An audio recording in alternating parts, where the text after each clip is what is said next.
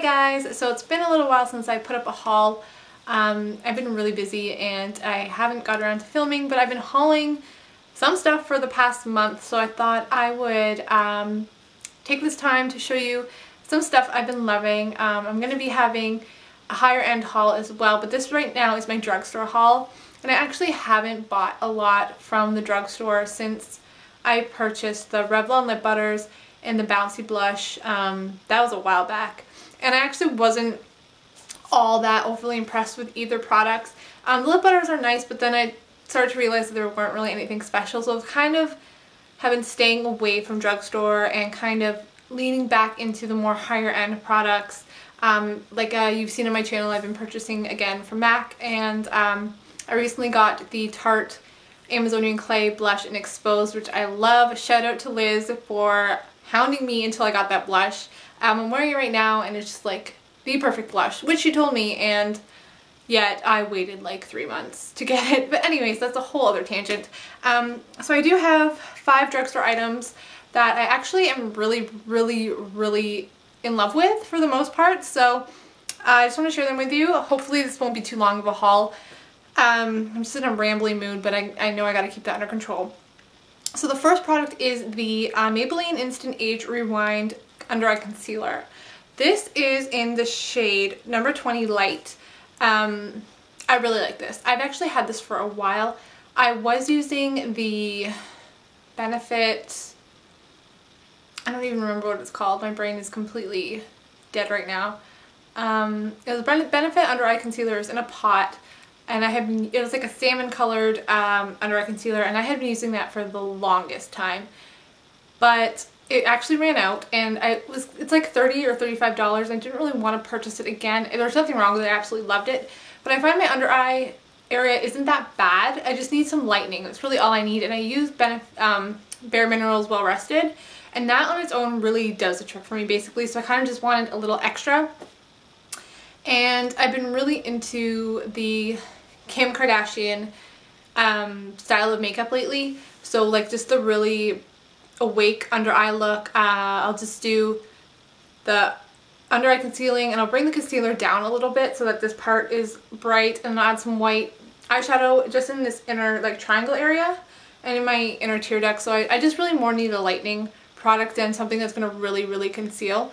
I don't think this would be really that good if you have heavy under eye issues. If you have a lot of darkness, I find this to be fairly light. I really like the consistency. You have to be really delicate. It's one of those products, it's not thick.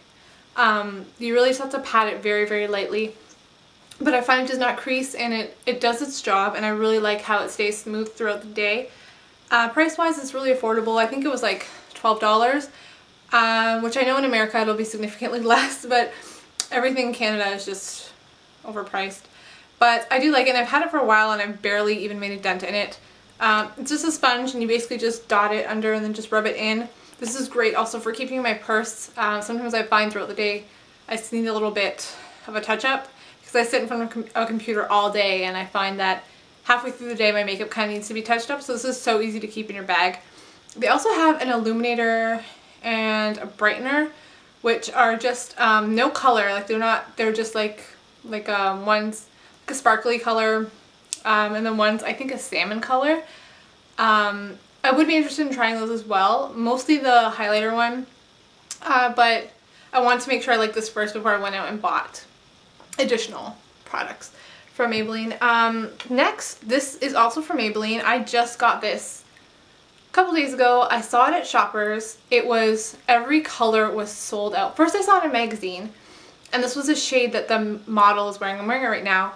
I went to Shoppers. It was $12. They were all sold out. They only had the testers.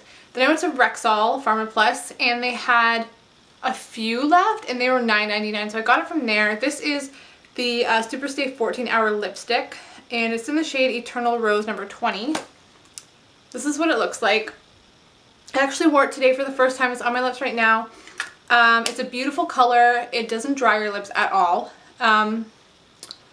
Easy to apply. The only thing I will say about this is I do not believe for the life of me that this would last you 14 hours. I put it on in the morning around 7:30, I had my coffee at 9 Starbucks, and the white lid was covered in lipstick, as it normally would be if I was wearing a you know, a non-long lasting lipstick. I do get lipstick on my coffee rims, but this, yeah, it was like the same as any other lipstick. I did find, however, that it still stayed on. It did fade, but I mean, the color did last. I did reapply it again about halfway through the day, and then I reapplied it when I got home. It is longer lasting than a lot of other lipsticks. Maybe if I had put on a lot, it would have lasted longer. I'm not really sure, but I would not feel confident like kissing someone with this on, or I know that if I take a sip out of a cup, it's gonna leave a mark. So I don't know how they get away with saying it's 14-hour wear. The one thing they do say is that it's not drying, which is true. Maybe that's why it comes off a little bit, because it isn't drying at all. I know with a lot of, I'm very hesitant to buy these kinds of products. I'm sorry, I'm moving my arms a lot. I don't know. I've had a lot of coffee today. I'm hesitant to buy long-lasting lipsticks because I find they do feather, and they do show those wrinkles in your lips, and they do crack a lot on me. But I think because it's so moisturizing, it may take away some of the wear time on it, but it makes it look very natural, very wearable, and it feels nice on your lips. So I do recommend these if you can find them. I'm sure in the States you can find them a lot easier. Here, like I said, they're almost sold out. This I thought was the nicest color, and it's like the really, really bright color. They had, I think about 10 shades. They had a nice coral one as well that I wanted to pick up, but again, I like to buy one thing first and just try it out before I go back and spend a lot of money on something. And the last 3 items are nail polishes. I don't know what got into me. These were on sale at PharmaPlus for $5.50, and they're the Loreal nail polishes, and I've never really had these before, but the colors were beautiful, and they had I originally had like 6 in my hand, and I was like, girl, you are not walking out of PharmaPlus with like $30 worth of drugstore nail polish. So I let myself pick 3. I actually picked up this handy little nail swatchy thing from Sally's last night, so I could show you guys. I actually have already worn one of the colors the other day, and it's this one in 310 Versailles Romance, and this is what it looks like. In the bottle, I thought it would be like a pastel orange kind of color. On the nail, it is orangey, but it was actually fairly opaque. I mean, not opaque. It was fairly transparent, and it has a little bit, this one has like a sheen to it. So this is actually what it looks like, if you can see it there. It's really, really pretty on the nail. I would have liked it to be a little more opaque and kind of without the little sheen to it, but it's actually, like, on the nail, it looks fabulous. It just wasn't the color I thought I was getting, but I still do love it. The next one I got on a whim. It's called Club Prive number 105.